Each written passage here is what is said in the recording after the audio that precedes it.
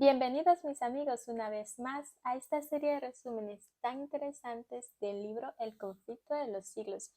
Hoy ya entramos por el capítulo 10 y este capítulo lleva como título Progresos de la Reforma y dice: la misteriosa desaparición de Lutero despertó consternación en toda Alemania y por todas partes se preguntaban por su paradero. Las noticias de que estaba salvo, aunque prisionero, calmaron los temores de la gente y hasta acrecentaron el entusiasmo en su favor. Sus escritos se leían con mayor avidez que nunca antes. Un número siempre creciente de adeptos se unían a la causa del hombre heroico que en tales terribles disputas defendía la palabra de Dios. Su ausencia realizó una obra que su presencia no lo habría logrado. Pero Satanás no estaba ocioso.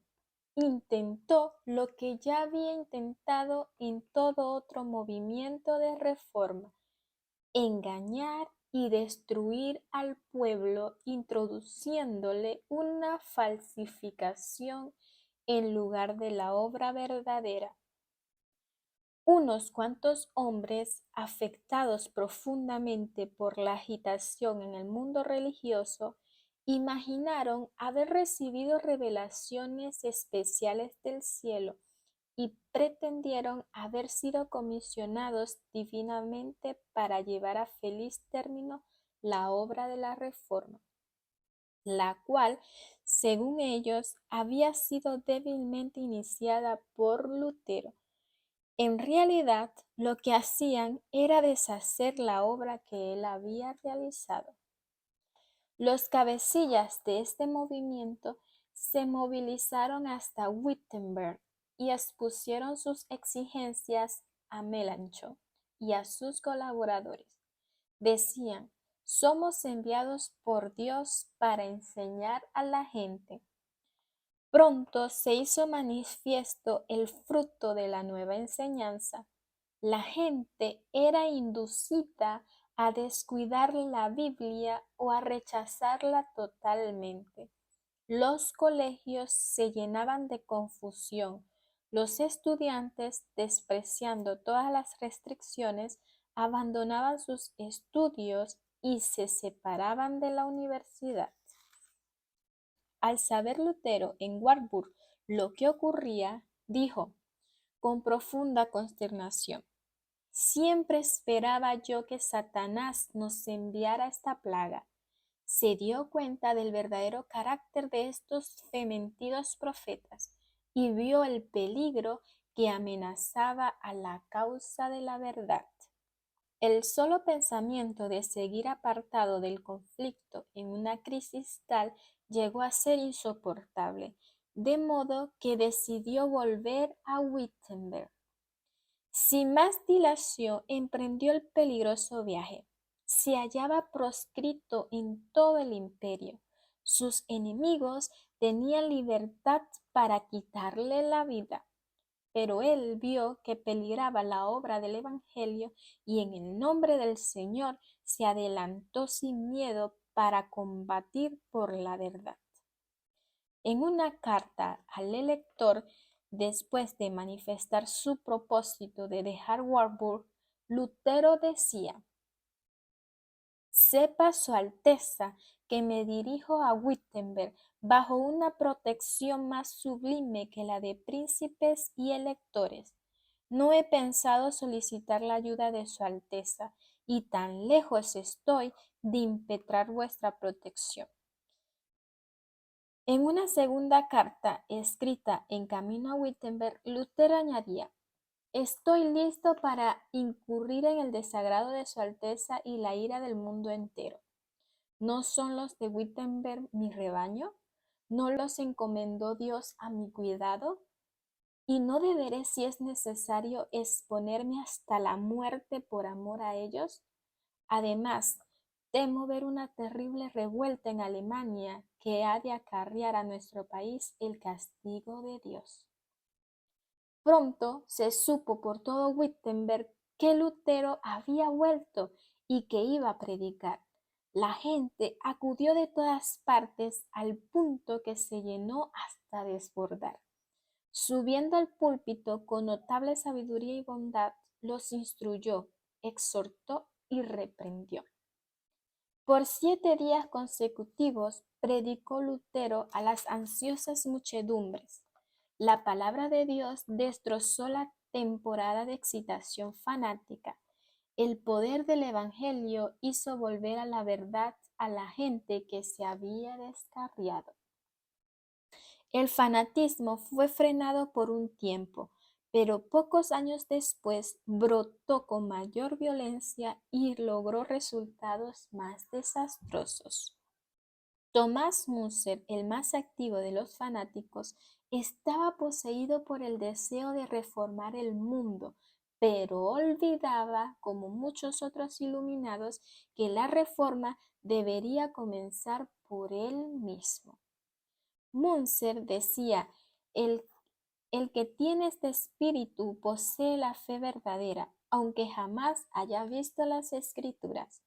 Los maestros fanáticos se dejaban gobernar por sus impresiones y consideraban cada pensamiento y cada impulso como la voz de Dios. En consecuencia, se fueron a grandes extremos. Algunos llegaron hasta quemar sus Biblias, mientras exclamaban, la letra mata, el espíritu es el que da vida. Las enseñanzas revolucionarias de Müntzer, con su presunta aprobación divina, los indujo a sublevarse contra toda sujeción y abandonarse a sus prejuicios y pasiones. Se sucedieron las más terribles escenas de sedición y contienda, y los campos de Alemania se empaparon de sangre. La agonía de alma que Lutero había experimentado tanto tiempo antes en Erfurt se apoderó de él nuevamente con redoblada fuerza al ver que los resultados del fanatismo se lo adjudicaban a la reforma. Los príncipes papistas declaraban que la rebelión era el fruto legítimo de las doctrinas de Lutero.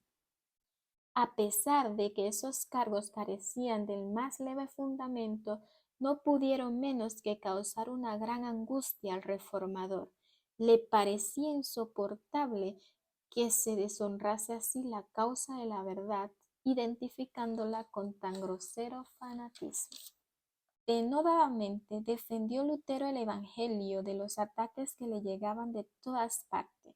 La palabra de Dios demostró ser un arma poderosa en cada conflicto.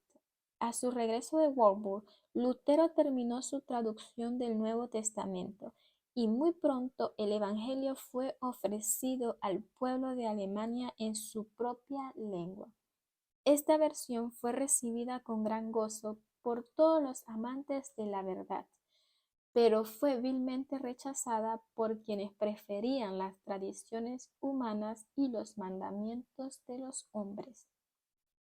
Roma puso en juego toda su autoridad para impedir la circulación de las escrituras, pero los decretos, los anatemas y las torturas fueron en vano. Cuanto más se condenaba y prohibía la Biblia, mayor era la ansiedad de la gente por conocer lo que ella enseñaba realmente. La llevaban consigo, la leían y releían y no se quedaban satisfechos antes de aprender de memoria grandes trozos de ellas. Al ver la buena voluntad con que fue recibido el Nuevo Testamento, Lutero comenzó inmediatamente la traducción del Antiguo Testamento y la fue publicando por partes conforme las iba terminando. El estudio de las Escrituras estaba produciendo un cambio notable en las mentes y los corazones de la gente. Se veía personas de todas las clases sociales defender con la Biblia en sus manos las doctrinas de la Reforma. Cuando el clero católico romano vio que sus congregaciones disminuían, invocó la ayuda de los magistrados y por todos los medios a su alcance procuró atraer nuevamente a sus oyentes. Cuando la persecución ardía contra los maestros de la verdad, estos ponían en práctica las palabras de Cristo. Cuando os persigan en una ciudad, huid a otra. La luz penetraba en todas partes. En vano se mancomunaban las autoridades civiles y eclesiásticas para detener la herejía. Inútilmente recorrían a la cárcel, la tortura, el fuego y la espada. Miles de creyentes sellaban su fe con su sangre y sin embargo la obra seguía adelante. La persecución servía solo para hacer cundir la verdad, y el fanatismo que Satanás intentara unir a ella no logró sino hacer resaltar aún más el contraste entre la obra de Satanás y la obra de Dios. Qué interesante el resumen de hoy. Hemos aprendido que la Biblia, la palabra de Dios, es nuestra guía y no nos debemos dejar de engañar por personas que vengan a decir cosas que vayan en contra de la palabra de Dios. Estudiemos la verdad que podemos encontrar en ella y pongámoslas en práctica.